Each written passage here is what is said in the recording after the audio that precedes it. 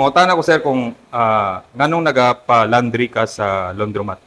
Gapalaundry ko diri kay convenient siya para sa ako kay sa una layo pa kay ko nagapalaundry unya karon kay duol na lang nanaman jud sa baba sa akong apartment unit and barato pa jud siya kaayo compare sa uban. So, unsa pa mga other benefits kung mag laundry ka sa laundromat store?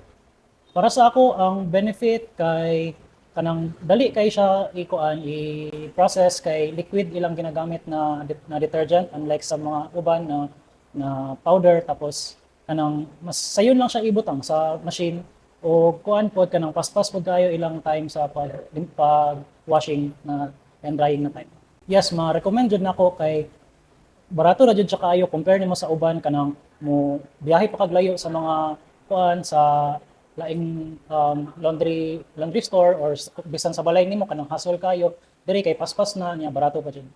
Thank you po.